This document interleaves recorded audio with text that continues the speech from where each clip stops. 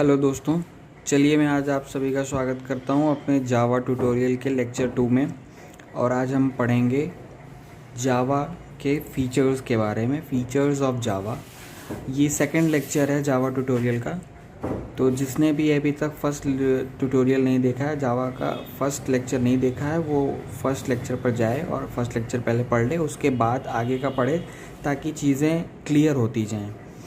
तो अभी हम फीचर्स के बारे में जानेंगे। तो the most important objective of Java language, जो सबसे मेन उद्देश्य है, मीन्स मेन एम जो है जावा प्रोग्रामिंग लैंग्वेज का, वो ये है कि हम एक ऐसी प्रोग्रामिंग लैंग्वेज बनाएं जो कि पोर्टेबल हो। मीन्स एक जगह से दूसरी जगह उसके कोड्स को हम लिख सकें या यूज़ कर सकें, और सिंपल हो एंड सिक्योर हो।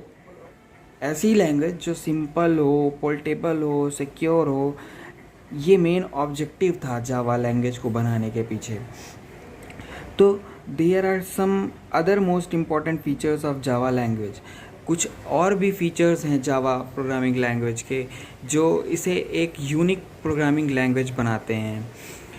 उसके बारे में हम जानेंगे कि वो क्या फीचर्स हैं जिनकी वजह से इसको यूनिक बोला जाता है। और ये जो जावा के जो कुछ अलग फीचर्स हैं, इन फीचर्स को हम जावा के बज़ वर्ड्स भी बोले जाते हैं। Means these features are also known as Java buzz words. Okay, अब हम कुछ लिस्ट बताते हैं, जिस लिस्ट में हम एक वन बाई वन एक्सप्लेन करेंगे कि वो फीचर्स से क्या इंपॉर्टेंट है। तो आज की क्लास टोटली theoretical class है, not going into the practical or not going into the code level. We will just learn what are the main features of the Java programming language. So a list of most important features is given, like it's simple, it's object oriented, it's portable, it's platform independent, it's secured, it's robust, it's architecture neutral, interpreted, high performance, multi-threaded, distributed, dynamic. So these are the most important features. अब हम इसके बारे में one by one पढ़ते हैं कि क्या है ये, सिंपल क्यों कहा जाता है। Why simple? Java is very easy to learn, means इसको याद करना बहुत इजी होता है। Its syntax is simple, means इसका जो सिंटेक्स है वो बहुत सिंपल है, क्लीन है एंड ईजी टू अंडरस्टैंड है, मतलब बहुत आसानी से आदमी इसको समझ सकता है। दूसरी बात यह है कि जावा के सिंटैक्स जो होते हैं वो C++ बेस्ड होते हैं। तो ये किसी भी प्रोग्रामर के लिए याद करना, C++ के बाद इसको याद करना, पढ़ना और समझना बहुत ही ईजी हो जाता है। सेकेंड थिंग क्या है? सेकेंड थिंग ये है कि जावा हैज़ रिमूव्ड कॉम्प्लिकेटेड फीचर्स। जावा ने कुछ कॉम्प्लिकेटेड फीचर्स जो C++ के अंदर थे उसको रिमूव कर दिया है, जैसे एक्सप्लिसिट पॉइंटर्स और operator overloading. You can not see these features in Java because these are the complicated feature and it has been remove from the Java language, ताकि ये जो प्रोग्रामिंग है, ये प्रोग्रामिंग लैंग्वेज थोड़ा सा ईजी हो सके अंडरस्टैंड करने के लिए। और दूसरी चीज़ ये है कि आपको, जैसे आपने कोई एक ऑब्जेक्ट बनाया जो कि अनरेफरेंस रह गया, जिसका कहीं पर रेफरेंस नहीं है या पर कहीं पे कॉल नहीं करवाया गया है उस ऑब्जेक्ट के थ्रू, तो उस ऑब्जेक्ट को जावा क्या करता है, ऑटोमेटिक गार्बेज कलेक्शन के अंदर स्टोर कर लेता है, रिमूव कर देता है उनको। हमें वो रिमूव करने की कोई ज़रूरत नहीं पड़ती, हम उसको खुद से रिमूव नहीं करेंगे। वहाँ पर जावा ने एक दे रखा है ऑटोमेटिक गार्बेज कलेक्टर, जो कि इन सब चीज़ों को कलेक्ट कर लेता है। ओके, अब हम सेकंड पॉइंट देखते हैं। सेकंड पॉइंट ये है कि जावा क्या है, ऑब्जेक्ट ओरिएंटेड है। ऑब्जेक्ट ओरिएंटेड का मीन्स होता है जावा is an object oriented language because everything in Java is an object. कोई भी चीज़ जो भी होगी, अगर जावा के अंदर हमें लिखना है तो वो एक ऑब्जेक्ट की तरह ट्रीट की जाएगी। Okay, in different type of object हम अलग अलग तरीके के ऑब्जेक्ट में डेटा और बिहेवियर को इनकॉर्पोरेट कर सकते हैं, दोनों चीज़ों को।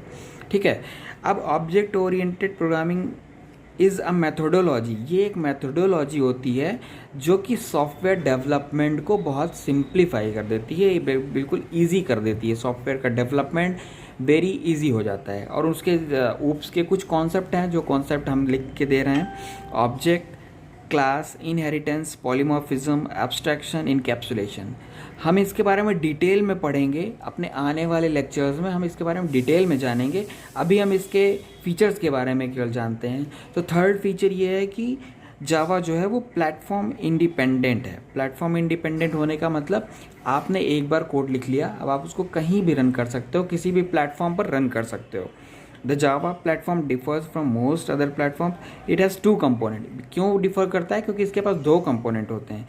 एक होता है इसके पास रन टाइम इन्वायरमेंट और दूसरा होता है एप्लीकेशन प्रोग्रामिंग इंटरफेस। मीन्स ये दोनों चीज़ होती हैं, एक API होता है और एक रन टाइम इन्वायरमेंट होता है, ठीक है। अब जावा कोड को हम अलग अलग प्लेटफॉर्म्स के अंदर एग्जीक्यूट कर सकते हैं, जैसे विंडोज़ के अंदर एग्जीक्यूट कर सकते हैं, लिनक्स के अंदर एग्जीक्यूट कर सकते हैं, सन सोलारिस के अंदर एग्जीक्यूट कर सकते हैं और मैक OS के अंदर। मीन्स ये डिफरेंट प्लेटफॉर्म्स हैं, इनमें हम जावा के कोड को रन कर सकते हैं। और जावा के कोड किस लिए रन कर सकते हैं? क्योंकि जावा का कोड जो है वो कंपाइल्ड होता है कंपाइलर के थ्रू, और उसको बाइट कोड में चेंज कर दिया जाता है। मीन्स कंपाइलर क्या करता है, जावा की कोड को बाइट कोड में कन्वर्ट कर देता है। और बाइट कोड प्लेटफॉर्म इंडिपेंडेंट होता है, वो किसी भी प्लेटफॉर्म पर रन कर सकता है। इस वजह से हम जावा के कोड को कहीं भी रन कर सकते हैं, क्योंकि वो जावा के कंपाइलर क्या करता है, जावा के कोड को कन्वर्ट कर देता है बाइट कोड में, और byte code is platform independent. That's why we can run the Java code in any of the platform. Okay, अब इस कोड इसका मेन एक वन लाइनर था कि write once and run anywhere. Means एक बार आप कोड लिखो और उसको कहीं भी रन करो। अब एक चीज़ और है यहाँ पर, जावा चौथा पॉइंट जो हमारा था, why secured. Means Java language क्यों सिक्योर्ड है? Because Java is best known for its security. ये सिक्योरिटी के लिए बहुत ज़्यादा जानी जाती है, क्योंकि इसके अंदर कोई भी एक्सप्लिसिट पॉइंटर नहीं होते हैं। क्या नहीं होते हैं? कोई भी एक्सप्लिसिट पॉइंटर्स नहीं होते हैं। और जावा के जो प्रोग्राम्स होते हैं वो एक वर्चुअल मशीन सैंडबॉक्स के अंदर रन करते हैं। Java program runs inside a virtual machine sandbox. इस वजह से ये सिक्योर्ड होती है। एक इसमें क्लास लोडर होता है। क्लास लोडर क्या होता है? वो JRE का एक पार्ट होता है। क्लास लोडर JRE का एक पार्ट होता है, जिसका यूज़ किया जाता है क्लासेस को लोड करने के लिए यूज़ किया जाता है। जावा वर्चुअल मशीन के अंदर डायनेमिकली मीन्स रन टाइम पर हम जावा की क्लासेस को लोड करने के लिए किसका यूज़ करते हैं?